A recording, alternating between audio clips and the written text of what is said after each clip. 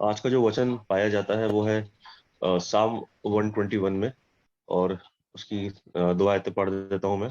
जहाँ लिखा है कि मैं अपनी आंखें पर्वतों की ओर लगाऊंगा, मुझे सहायता कहाँ से मिलेगी? मुझे सहायता यहोवा की ओर से मिलती है, जो आकाश और पृथ्वी का करता है।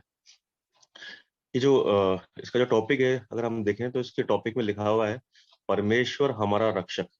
और आज जो मैं जिस चीज के ऊपर ले जाना चाहता हूँ, आज का जो फोकस है, उस टॉपिक के नीचे एक छोटा टॉपिक और है जहाँ लिखा है यात्रा का गीत। और जब हम देखते हैं ये यात्रा का गीत, तो साम यानी साम भजन संहिता 120 से लेके और भजन संहिता 134 तक, हर जब ये चालू हो रहा था उसके नीचे छोटा टॉपिक दिया हुआ है यात्रा का गीत। तो ये जो पंद्रह अध्याय है भजन संहिता के साम के, ये यात्रा के गीत हैं। और ये जब हम ओल्ड टेस्टिमेंट में देखते हैं, पुराने नियम के अंदर, कि जब यहूदी लोग यरूशलेम जाया करते थे, वो साल में 3 बार यरूशलेम जाया करते थे। और वो उस मंदिर में जाया करते थे जो दाऊद के बेटे सुलेमान ने बनाया था। जब उसमें जाया करते थे और वो यात्रा को किया करते थे, तो वो इन गीतों को गाया करते थे। और जैसे हम समझ सकते हैं कि जब वो ये यात्रा को किया करते होंगे, तो उस टाइम पे कोई साधन नहीं था। कुछ लोग हो सकता है किसी घोड़े का या किसी का इस्तेमाल करते होंगे, लेकिन किसी कुछ लोग होते होंगे जो पैदल जाते होंगे। लेकिन वो जो रास्ता हुआ करता होगा, वो रास्ता भी अच्छा नहीं हुआ करता होगा। आज तो हमारे पास में 4 लेन 6 लेन रोड्स हैं, बाईपास है, पक्की रोड्स हैं, बहुत सारी सुख और सुविधाएं हैं।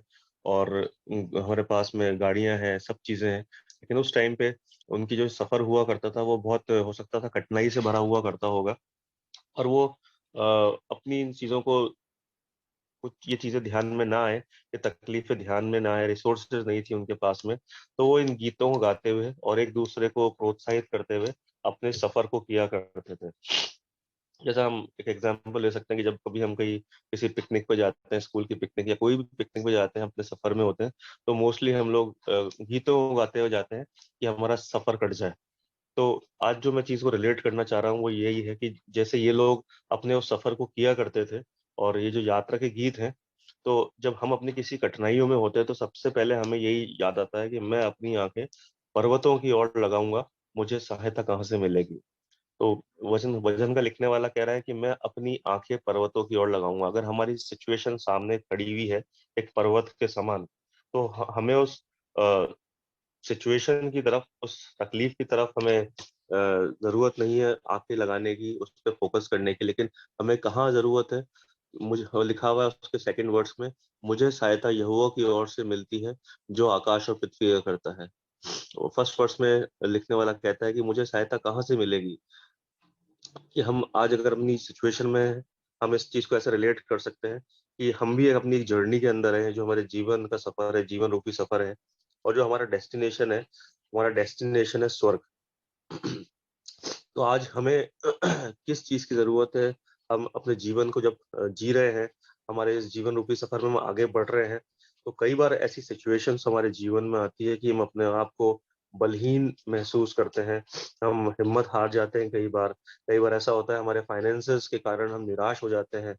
कई बार ऐसा हम अकेलेपन को फील करते हैं। कई बार हम बीमारी से घिरे रहते हैं, या हमारा कोई अपना बीमारी के अंदर होता है, कोई नेगेटिव सिचुएशन है जिस पे हम ओवरकम नहीं कर पा रहे हैं।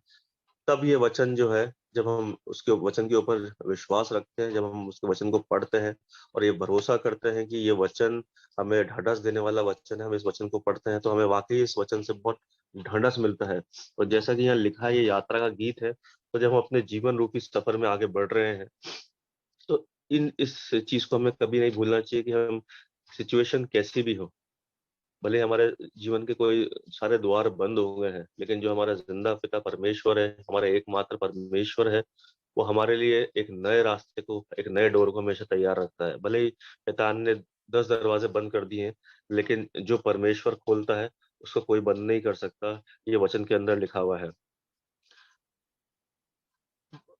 कोई मुश्किल है, कोई परेशानी है, तो ये डिपेंड करता है कि हम उस प्रॉब्लम की ओर निहार रहे हैं, उस सिचुएशन के अंदर। ये हमारा फोकस प्रभु के ऊपर है। हम अपने उस पर्वत को ज्यादा महत्व दे रहे हैं, या प्रभु को महत्व ज्यादा दे रहे हैं? अगर हम ऐसा देखें कि हम प्रभु को ज्यादा महत्व देते हैं अपनी परेशानियों के अंदर, या पर्वत को ज्यादा फोकस करते हैं, तो हमें जो करना है वो ये करना है कि हमें पर्वत की ओर ध्यान नहीं देना है, क्योंकि एक हम वचन के अंदर ही पढ़ते हैं कि अगर तुम विश्वास से बोलो तो ये पहाड़ उखड़ के समुद्र में गिर चले जाएंगे। और जो आकाश और पृथ्वी का करता है, आगे लिखा हुआ है, मुझे सेकंड वर्स में लिखा हुआ है साम 121 के, मुझे सहायता यहोवा की ओर से मिलती है जो आकाश और पृथ्वी का करता है। तो जो आकाश और पृथ्वी जिसने बनाए हैं, जिसने सृजे हैं, तो वो उसके लिए ये छोटी सी चीजें हैं। ये वचन कहता है कि तुम अगर विश्वास से प्रार्थना करो तो ये पहाड़ उखड़ के कहाँ गिरेंगे? समुद्र में जा गिरेंगे। तो ये उसने हमें अथॉरिटी दी है। और हमें बस कोई भी सिचुएशन हमारे साथ में ऐसी आए कि जब हम अपने ऐसे फील करें कि हमारे सामने सिचुएशन पहाड़ बन के खड़ी हो गई है, तो हमें उस प्रॉब्लम के ऊपर फोकस नहीं करना है, हमें उस प्रॉब्लम को बार बार नहीं बोलना है। हमें केवल इस टाइम पर भी, जब हम ऐसी सिचुएशन से घिरे हुए हैं, हमारे सामने वो पहाड़ बन के खड़ी हुई, हमें क्या करना है? हमें केवल प्रभु के ऊपर फोकस करना है, और हमें अ, भजन गाते हुए, उसकी आराधना करते हुए, उसका धन्यवाद देते हुए हमें उस सिचुएशन को फेस करना है। और वो उसको अधिकार के साथ बोलना है, और वो जो सिचुएशन पहाड़ बन के खड़ी है, वो भी क्या होगी? वो हट जाएगी। कई बार हमें प्रभु चेक करता है। कई बार हम तराई के अनुभव से होकर गुजरने देता है वो। कई बार हमारे सामने पहाड़ आते हैं, तो हमें हिम्मत रखनी है और भरोसा रखना है कि परमेश्वर हमारे साथ है, परमेश्वर की रक्षा हमारे साथ सदा बनी रहती है। बाइबल जैसा कहती है कि माता के गर्भ में रचने से पहले ही वो हमें जानता था। उसका जो चित्त था वो हमें माता के गर्भ में रचने से पहले ही हमारे ऊपर था, वो हमारे नाम से हमें जानता था। उसने हमारा नाम जो है अपनी हथेली पे खोद रखा है, और वो हमारे पाँव को कभी टलने न देगा। और ये लिखा है साम के अंदर कि वो तेरा रक्षक है, ना ऊँघेगा और ना सोएगा। परमेश्वर एकमात्र ऐसा परमेश्वर है जो कभी ना थकता है, ना ऊँघता है और ना सोता है। अगर हम इसको मानवीय बुद्धि से सोचे, अगर हम अपने आप को देखें, अगर जैसे हम एक ह्यूमन बीइंग है कि हम कभी एक रात जग जाते हैं, तो दूसरा दिन जो है वो हमारा पूरा वेस्ट में चला जाता है, हम ऊँघते हुए और ऐसा ही पूरा दिन काट देते हैं सोते हुए। लेकिन जो परमेश्वर है वो कभी झपकी भी नहीं आने देता है, उसको हमारी रक्षा, वो हमारी चिंता करता है। वो हमारे लिए ना ऊँघता है और ना सोता है। वो हमारा अ, अ, जो बीत गया भूतकाल, जो वर्तमान चल रहा है और जो भविष्य आने वाला है, वो सब उसके हाथ में है। वो हमारे पाँव को कभी ना टलने टलने नहीं देता, और लिखा है कि तेरा रक्षक ना ऊँघेगा और ना सोएगा। इसलिए हमें अपनी जो मार्ग की चिंता है वो उसके ऊपर डालनी है। और वचन एक वर्ष ये भी कहती है कि अपने मार्ग की चिंता उस पर डालो, क्योंकि उसको तुम्हारी चिंता है। तो जैसा जब हम अपने जीवन रूपी सफर में चल रहे हैं, तो हमारी इस मार्ग की कैसी भी चिंता हो, हमें प्रभु के हाथ में सौंप देनी है। और हमें बिल्कुल भी शक नहीं करना है। तो हमारे जो भी ये जीवन का सफर है वो बिल्कुल आसानी से कट जाता है। यातनाएं, परेशानियां, समस्याएं, बीमारी, ये सब आएंगी, लेकिन कुछ भी टिकेंगी नहीं, क्योंकि हमारा भरोसा हमारे अगर जिंदा परमेश्वर के ऊपर है। तो कैसे भी पहाड़ हो, कैसे भी रुकावटें हों, कैसे भी शैतान की चालें हों, वो बिल्कुल तुरंत हटा दी जाती हैं, क्योंकि हमारा जिंदा परमेश्वर वो हमारी रक्षा करता है, वो हमें कभी अकेला नहीं छोड़ता है। जैसा हम देख सकते हैं एक एग्जाम्पल के तौर पे कि जब इजरायली उस अपने सफर को कर रहे थे, जब उनको कनान देश जाना था, तो जो प्रभु था वो उनके साथ साथ हर बना रहता था। दिन में वो बादल के समान उनके साथ रहता था, और जब रात का समय होता था तो आग के खंभे के समान उनके आगे आगे चलता था। वैसा ही आज भी है, भले हमें दिखता नहीं है, लेकिन वचन जैसा हमें बताता है वो हमें कभी ना छोड़ने वाला परमेश्वर है, वो भी हमें कभी ना त्यागने वाला परमेश्वर है। वो हमारे साथ साथ बना रहता है, और हम उसके परों तले हमेशा शरण लिए रहते हैं। संकट में अति सहज से मिलने वाला परमेश्वर है, ये भी वचन कहता है। तो कभी हम अगर किसी परेशानी में है, हम तुरंत सबसे पहले हमारे दिमाग में यही आता है कि मैं अपनी आंखें पर्वतों की ओर लगाऊंगा, मुझे सहायता कहाँ से मिलेगी? मुझे सहायता यहोवा की ओर से मिलती है जो आकाश और पृथ्वी का करता है। और जैसे हम देखते हैं कि अगर हम देखें साम 121 उसके सेकंड वर्स में, साम 124 उसके 8वें वर्स में, और वह साम 134 उसके तीसरे वर्स में, तो तीनों जगह यही लिखा है कि जो आकाश और पृथ्वी का करता है। तो 3 बार इस चीज को इन यात्रा के गीत के अंदर बताया गया है कि जो आकाश और पृथ्वी का करता है वो हमारी सहायता करने को हमेशा तत्पर और तैयार रहता है। जो आकाश और पृथ्वी का परमेश्वर है, जिसने आकाश और पृथ्वी की रचना करी है, वो हमें और जिसने हमारी रचना करी है, जिसके हाथ में हर एक चीज है, जो आदि और जो अंत है, तो वो हमारी भी रक्षा करता है। और जब हम अपने इस सफर को हम काट रहे हैं, जीवन रूपी सफर में, तो वो हमारे साथ साथ है। सिर्फ हमें जरूरत यह है कि हमें उसके ऊपर भरोसा रखना है। उसकी योजनाएं हमारे लिए नाश और हानि की नहीं है, लेकिन उसकी जो योजनाएं हमारे लिए वो केवल और केवल लाभ की है, ऐसा वचन कहता है। हम कैसे भी अगर सफर में है, हम सामने अगर पहाड़ आते हैं, हमारे जीवन में समस्याएं आती हैं, तो हमें क्या करने की जरूरत है? हमें फोकस उन समस्याओं के ऊपर नहीं करना है, हमें धन्यवाद देना है और क्लेम करना है कि प्रभु यीशु के नाम से हम तुझे आदेश देते हैं कि ए पहाड़ उखड़ और समुद्र में जा गिर, और वो हमारे लिए हो जाता है। मैंने अपने जीवन में इन दिनों में देखा है कि समस्या आई, और जब प्रार्थना करी, विश्वास रखा, और कैसी भी सिचुएशन थी, बहुत कठिन सिचुएशंस आई, लेकिन प्रभु ने बहुत साथ दिया। वो हर पल साथ रहता है और हर एक सिचुएशन जड़ से खत्म हो गई। जैसे हम देखते हैं कि जब वो यरीहो की दीवार का एग्जाम्पल लेते हैं, वो यरीहो की दीवार एक उनके सामने एक पहाड़ जैसी ही थी बिल्कुल, जैसे हमने 2 संडे पहले चर्च में देखा था।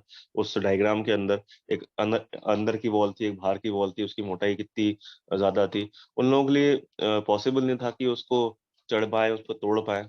लेकिन जब उनने उस सिचुएशन के सामने उनने घुटने नहीं टेके, उनने आराधना करी, उनने आराधना करी और उनने उसके चक्कर काटे, तो लिखा है कि वो जो दीवार थी यरीहो की, वो धड़ के नींव से गिर गई।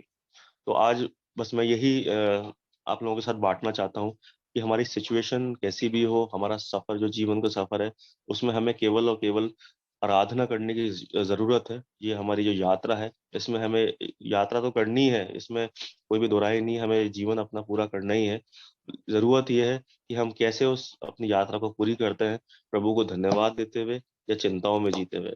तो कैसी भी सिचुएशन है, मैं आप लोगों को यही प्रोत्साहित करना चाहता हूँ कि पहाड़ तो आएंगे, और वो कई सिचुएशन हमें ऐसी लगती है पहाड़ के समान, लेकिन अगर हम प्रभु के अंदर बने हुए हैं, हमारा विश्वास उसके ऊपर बना हुआ है, तो हमें जरूरत है उसकी आराधना करने की। कैसी भी सिचुएशन हो, उसकी आराधना करने की, गीतों को गाना है और विश्वास के साथ आगे बढ़ते जाना है। और कोई भी पहाड़ हो, कोई भी समस्या हो, वो नहीं रहेगी, वो उखाड़ के समुद्र में गिरा दी जाएगी। तो बस मैं आप लोगों को यही प्रोत्साहित करना चाहता हूँ कि हमारे जरूरत है अपनी आंखें पर्वतों की ओर न लगाएं, हम अपनी आंखें उस यहोवा की ओर लगाएं, जो आकाश और पृथ्वी का करता है। वो हमारे पांव को टलने ना देगा। सब कुछ है मसीह की। आइए हम प्रार्थना करें। प्रेमी दयालु पिता परमेश्वर, हम प्रभु आपका धन्यवाद देते हैं पिता, आज के दिन के लिए, और पिता विशेषकर इस वचन के लिए पिता जो आपने दिया है मेरे पिता परमेश्वर, इस मौके के लिए पिता परमेश्वर। प्रभु जी मैं आपको धन्यवाद देता हूँ मेरे पिता। प्रभु आपसे प्रार्थना करता हूँ पिता परमेश्वर, प्रभु हमारी आंखों को प्रभु आप खोलिए पिता परमेश्वर, आ जाए यीशु की हम अपनी आंखें प्रभु जी उस पहाड़ की ओर ना लगाएं पिता, वरन हम अपनी आंखों को पिता आपकी ओर लगाएं पिता परमेश्वर। आप आकाश और पृथ्वी के करता है मेरे पिता। प्रभु आपसे प्रार्थना करते हैं पिता परमेश्वर, प्रभु जी ये वचन प्रभु हमारे दिलों में प्रभु जी कार्य करे पिता परमेश्वर, आ जाए यीशु, और हम अपना फोकस प्रभु आपकी तरफ करने वाले हो सके, आपसे ऐसी प्रार्थना करते हैं पिता। हर एक बात के लिए प्रभु हम धन्यवाद देते हैं पिता, और इस छोटी सी विनती को मांग लेता हूँ मैं प्रिय पुत्र यीशु मसीह के सामर्थ्य नाम से। प्रार्थना को सुनिए और स्वीकार करिए पिता। आमेन।